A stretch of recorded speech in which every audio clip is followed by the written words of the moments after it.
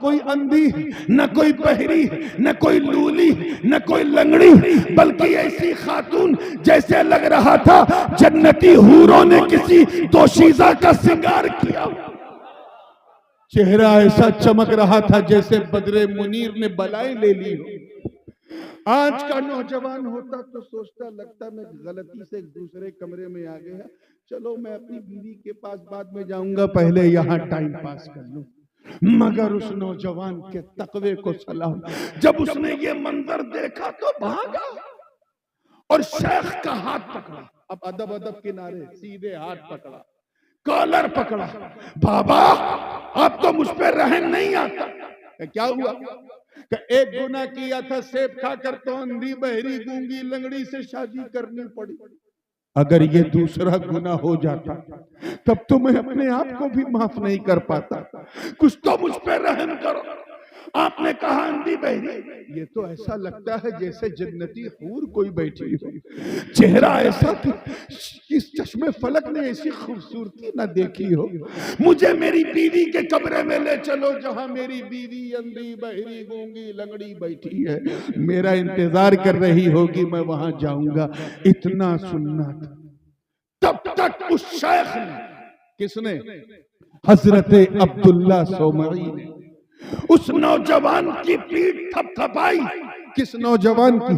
हजरत सैयदना शेखुना जद्दुना अबू सालेह मूसा जंगी दोस्त, और कहा बेटा यही तेरी बीवी है, यही हुस्न की मलका तेरी शरीके हयात है, यही खूबसूरत महजबीन तेरी बीवी है।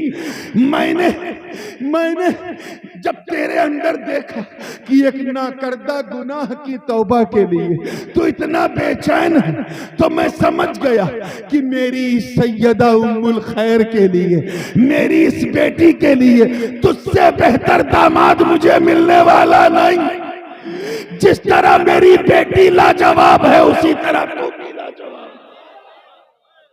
तो जब हजरत अबू सालेह मूसा जंगी दोस्त जैसा बाप हो और जनाबे सैयदा तैयबा उम्मुल खैर जैसी माँ हो, अरे जब इन दो अनमोल रत्नों का मिलन होता है, मिलन, तब जाके गौसे आजम का जन्म होता है, जन्म।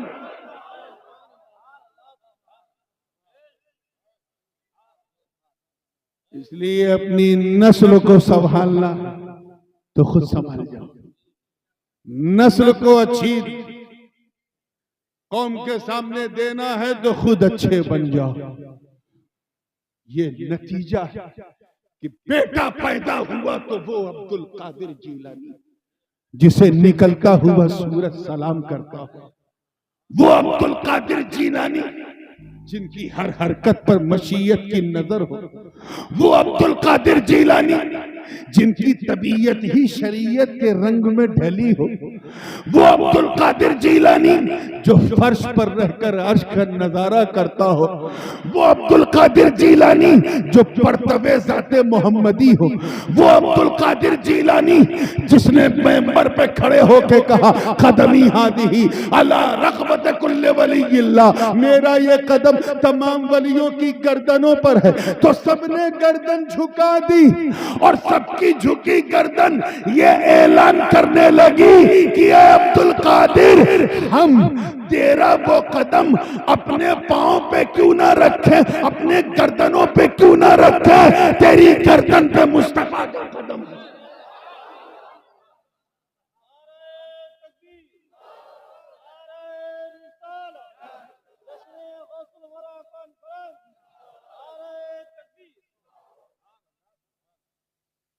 और सुनिए, अब मैं समझता हूँ कि ठंड काफी बढ़ गई, मैं सिलसिले गुफ्तगू को, क्योंकि उतना ही खिलाना चाहिए जितना हजम हो जाए, बदहजमी ना हो।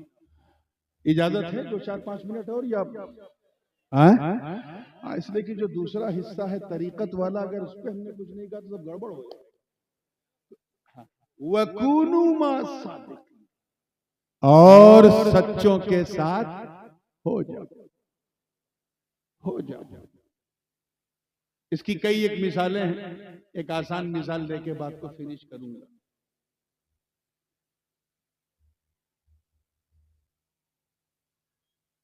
हजरत उज़ैर अलैहिस्सलाम एक टूटी फूटी वादी से गुजर रहे थे। औ कल्लदी मर्रा अला क़रियतिन वहिय खावियतुन अला उरूशिहा। तो जब कई लाशों को देखा, हड्डियों के कंकाल को देखा, 5 मिनट में बात खत्म हो रही है, हड्डियों के कंकाल को देखा तो आसमान की तरफ सर किया, हे अल्लाह अन्ना हादिहिल्लाहु बअद मौतिहा, ए अल्लाह ये जिनकी हड्डियां सूख के मुरझा गई हैं, इन्हें तू दोबारा कैसे जिंदा करेगा। आवाज आई, आवाज आई, अन्ना युहयी हादिहिल्लाहु बअद मौतिहा, मरने के बाद, हाँ इस जुमले पे जरा गौर कीजिएगा, मरने के बाद इन्हें दोबारा कैसे जिंदा करेगा।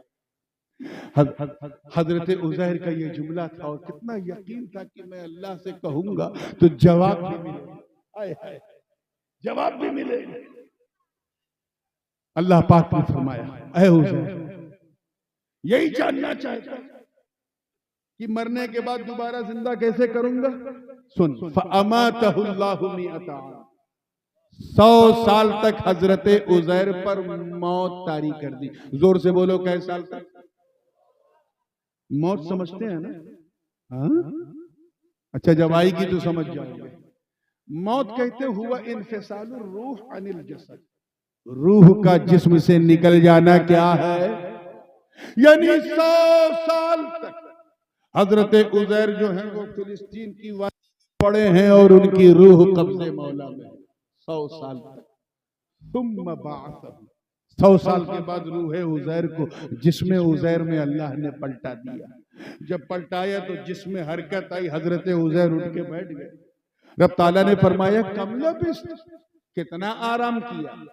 हजरत उज़ैर ने अपना बाल देखा, नाखून देखा, कपड़ा देखा, सब ठीक ठाक। अर्ज किया, हे अल्लाह लबिस्तु यौमन औ बअदा यौम, एक दिन या एक दिन और। आवाज आई, नहीं, बल लबिस्त मिअत आम, बल्कि तूने 100 साल तक आराम किया। उन्जुर इला तआमिका व शराबिका लम यतसन्ना, तू क्या समझता कि सिर्फ तेरा कपड़ा, तेरा नाखून, तेरा बाल ही महफूज रहा? पीने को देख, सूंघ, लम यतसन्ना, स्पॉइल नहीं हुए, सड़े गले नहीं, खराब नहीं हुए, बास नहीं आ रही, महक नहीं आ रही। लेकिन तुझे यकीन दिलाने के लिए एक चीज रखी है मैंने, वंजुर इला हिमारिका वलिनजअलका आयतन लिन्नास वंजुर इलल इज़ामि कैफ नुनशिजुहा सुम्मा नक्सुहा लहमा। इस गधे को देख, तो थोड़ा सा दूर था, काफी दूर था हजरत उज़ैर से, देख हड्डियों का ढांचा बन चुका है, कंकाल बन चुका है 100 साल में। अब मैं तेरे सामने इसका खाल बनाऊंगा, बाल बनाऊंगा, पोस्ट बनाऊंगा, गोश्त बनाऊंगा। अब तो यकीन कर ले कि जब मैं तेरे सामने मार के दोबारा जिंदा कर सकता हूं तो कयामत के दिन तो इनिल हुक्म इल्ला लिल्लाह, वहां तो सिर्फ हमारी ही हुक्मरानी होगी। इसमें जो नतीजा है वो क्या है कि खाना पीना खराब नहीं हुआ। खाना पीना, जोर से बोलो, खराब।